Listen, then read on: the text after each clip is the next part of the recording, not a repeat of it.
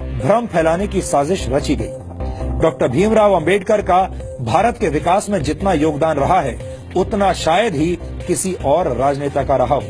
एक अर्थशास्त्री, समाजशास्त्री, शिक्षाविद और कानून के जानकार के तौर पर अंबेडकर ने आधुनिक भारत की नींव रखी थी और देश उनके इस योगदान को लेकर आज भी जागरूक नहीं है।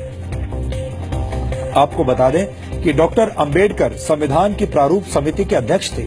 उन पर आधुनिक भारत का संविधान बनाने की जिम्मेदारी थी और उन्होंने ऐसे संविधान की रचना की जिसकी नजरों में सभी नागरिक एक समान हो, जो धर्मनिरपेक्ष हो और जिस पर देश के सभी नागरिक विश्वास करें। एक तरह से भीमराव अंबेडकर ने आजाद भारत के डीएनए की रचना की थी। इसके अलावा डॉक्टर अंबेडकर की प्रेरणा से ही भारत के फाइनेंस कमीशन यानी वित्त आयोग की स्थापना हुई थी।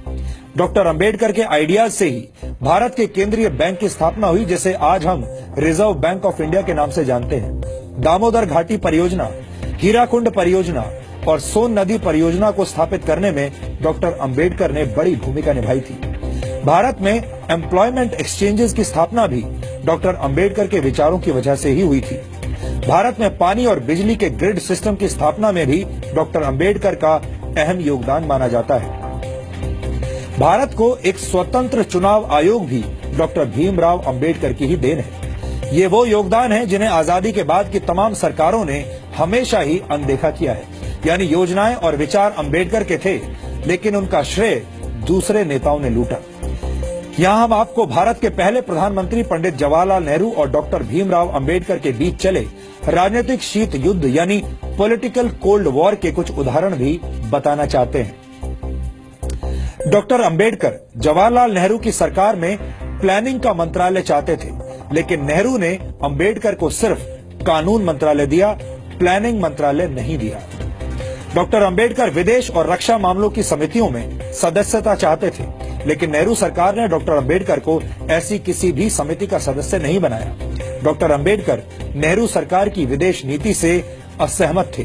डॉक्टर अंबेडकर हिंदुओं में सामाजिक अधिकार और महिलाओं को संपत्ति का अधिकार देने की बात करने वाले हिंदू कोड को समाज सुधार के लिए जरूरी मानते थे, लेकिन नेहरू सरकार ने अंबेडकर के मंत्री रहते हुए हिंदू कोड को स्वीकार नहीं किया।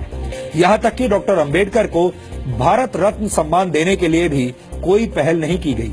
उनकी मौत के 34 वर्षों के बाद 1990 में वीपी सिंह सरकार ने उन्हें भारत रत्न से सम्मानित किया, जबकि कांग्रेस ने डॉक्टर अंबेडकर को भारत रत्न से सम्मानित करने के लिए कोई कदम नहीं उठाया।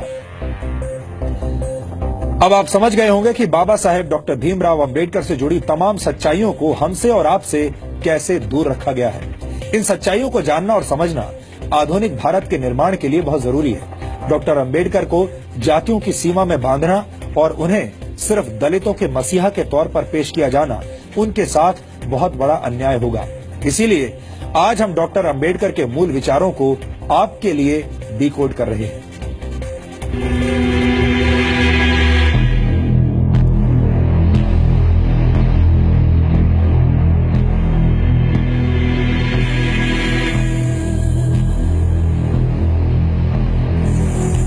ये गुलामी से संघर्ष करते भारत की तस्वीर है।